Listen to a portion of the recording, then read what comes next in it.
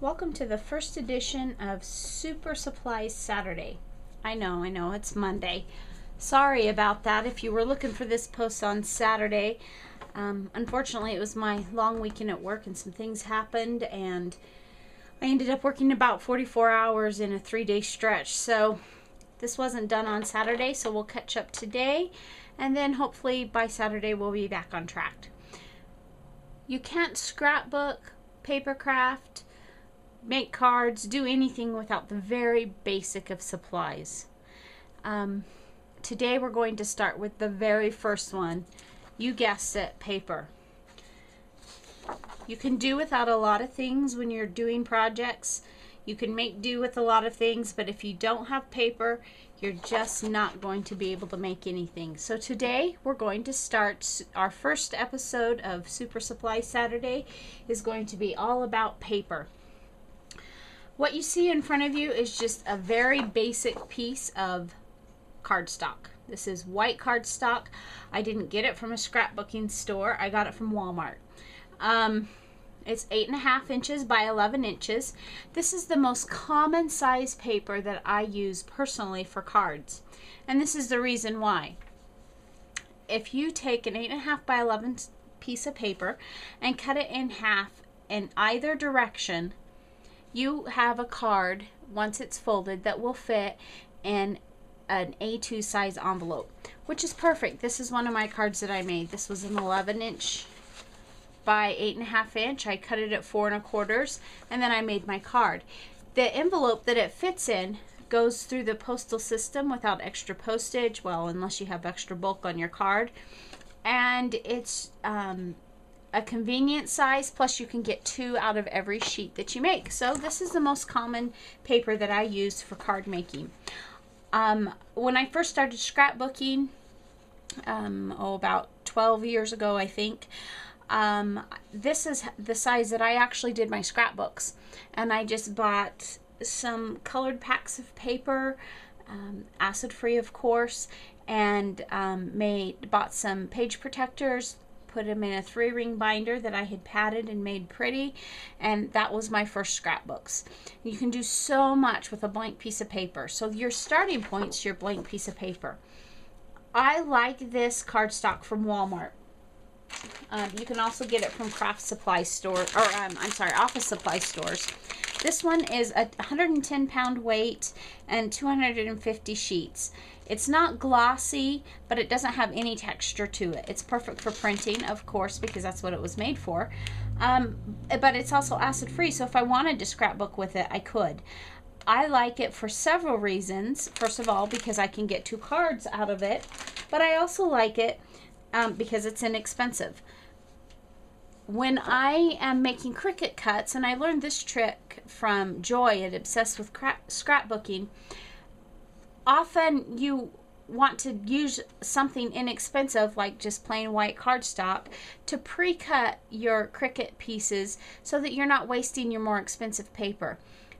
I've noticed with all the Cricuting I've done since I got my first Cricut that when you're cutting, sometimes what you think the size is going to be, even if you set it up to the size, it isn't necessarily the way the cut will be.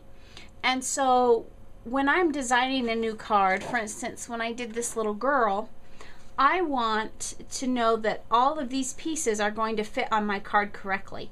So I just quickly cut it all out in white, and then I didn't waste all the colored paper. And I knew that it would fit, and I could adjust my sizes to be the size that I needed for my card. So it's great to have just a basic, inexpensive package of cardstock that you don't worry about throwing some of it away or wasting. To play with, you can use it to stamp on, to test your stamp colors. There's just so much you can do with that. So when you're talking about 8.5 by 11 sheet of paper, which is, like I said, what I most commonly use for my card making, the most basic supply that you should have is a nice white set of paper.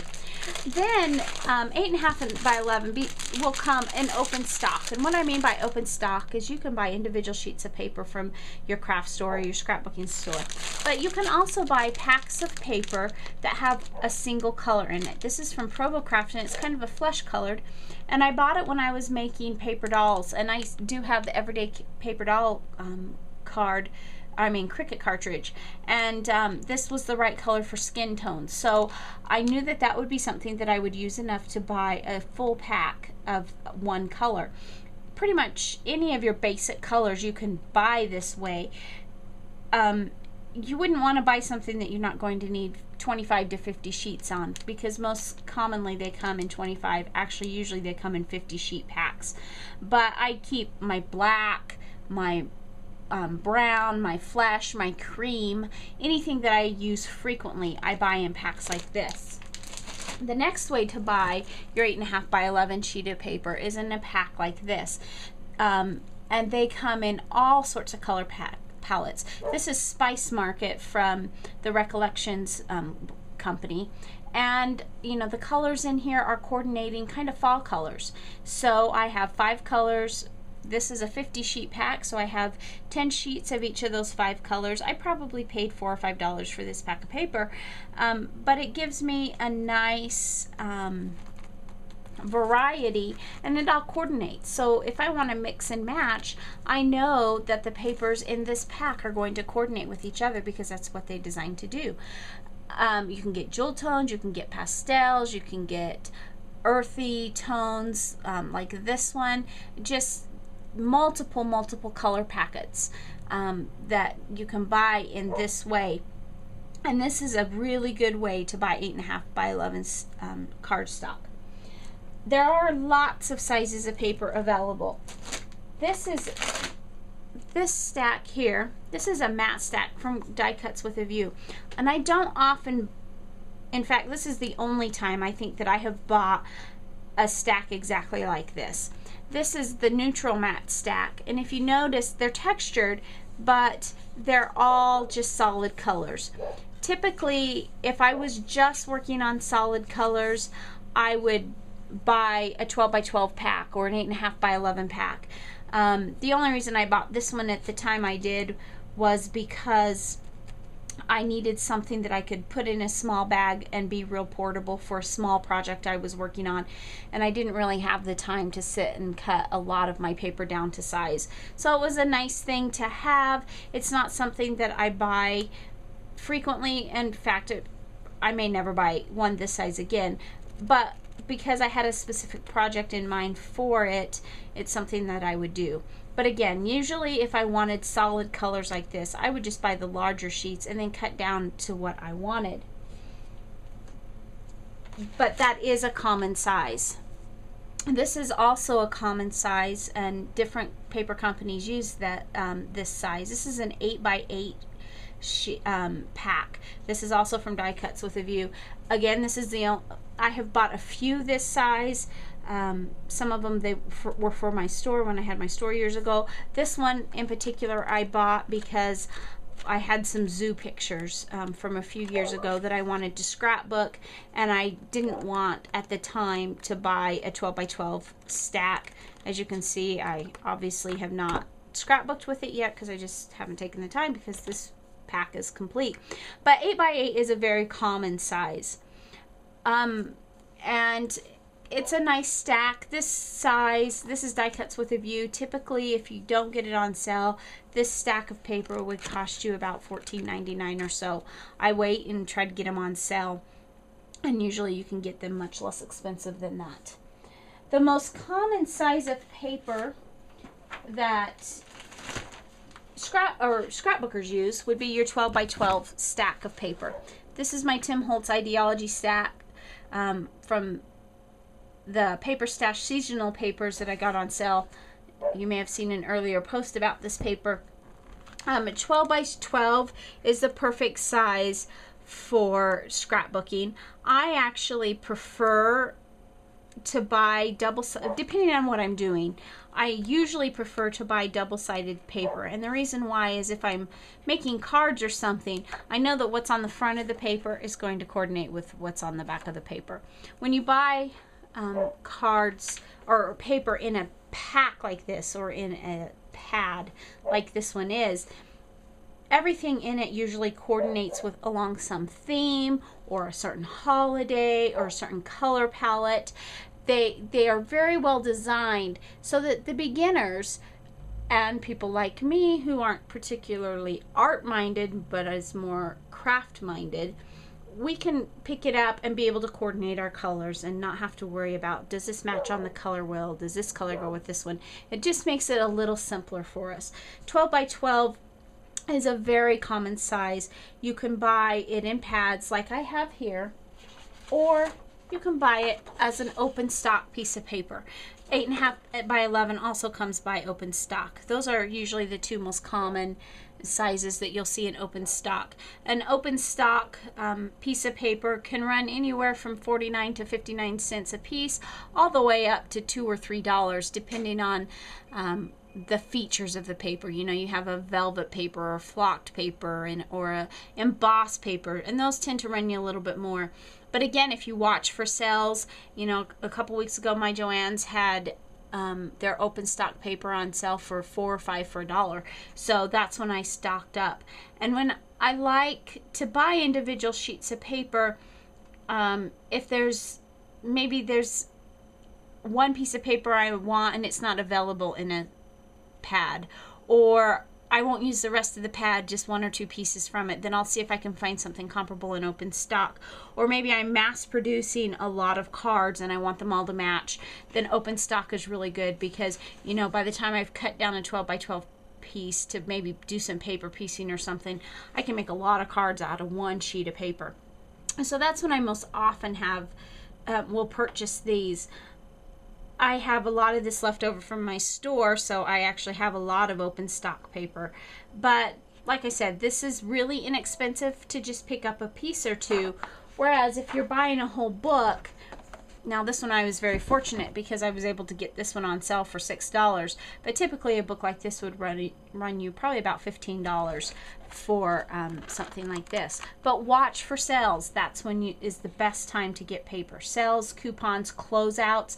Michael's Craft Store has so many closeouts that if you just take time to peruse the aisles, you can often find a paper pack for $7, $8, $5, $6. Like I did this one on closeout. So if you don't need the latest and greatest and you're just in it for the joy of having the paper to be able to make cards and scrapbook pages, then just, you know, watch for the sales and be patient, and you'll be able to find what you want likely on sale.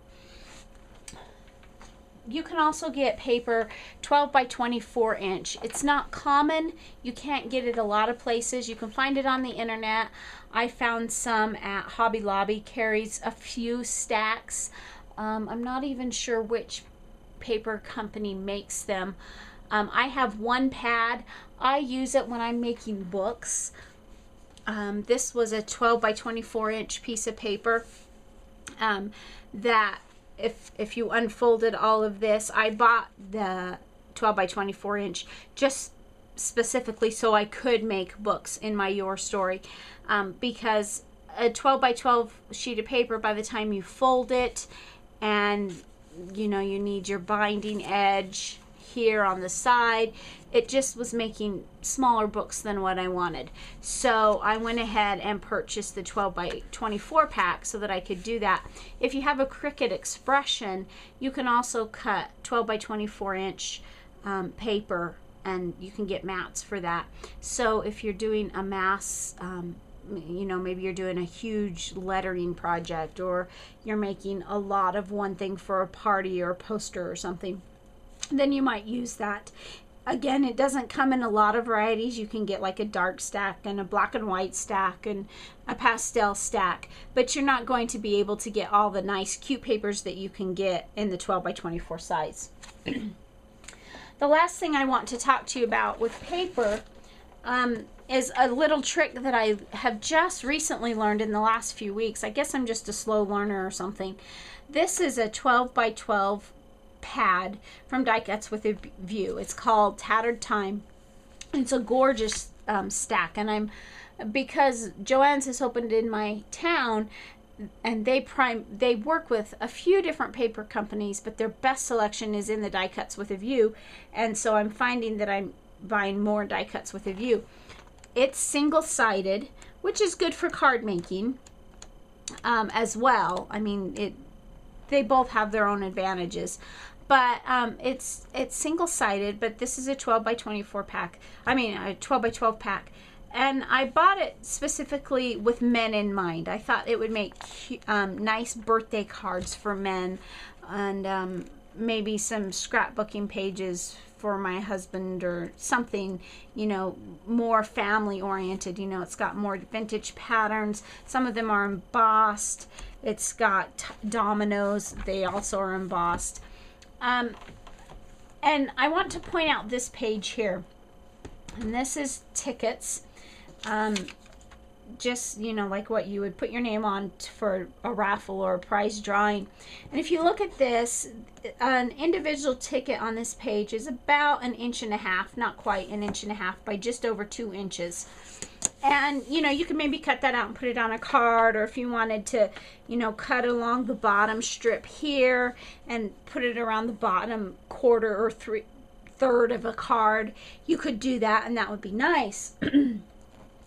And when I had originally seen these little 4x6, 4.5 by 6.5, I thought, why would I buy that when I could buy this one and cut, you know, off of one page I could get the equivalent to probably 3 of these plus scraps.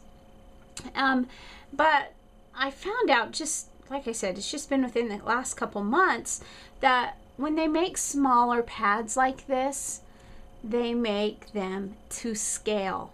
So this is a 12 by 12 paper. When I open up the same of the smaller size, the tickets suddenly decrease in size. It's the exact same paper color-wise, but now the tickets are, now the tickets are more like 3/4 of an inch by just over an inch, not quite 1.25 inches. So now I'm seeing, wow, this, you know, is a better scale for some cards. This would work on some, but this will work as a better scale on some of my other cards. You know, this pattern or this pattern, it would fit an A2 size card better depending on your application.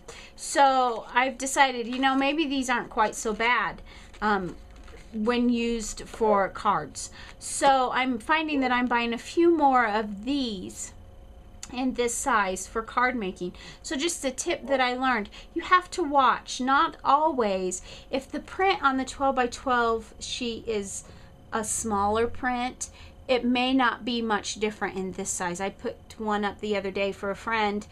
She had asked me to pick up some paper for her, and when I was comparing them, there really wasn't a huge difference between the 12 by 12 sheet and this comparable pattern in the smaller pad. So you just kind of have to watch and use your best judgment. But I think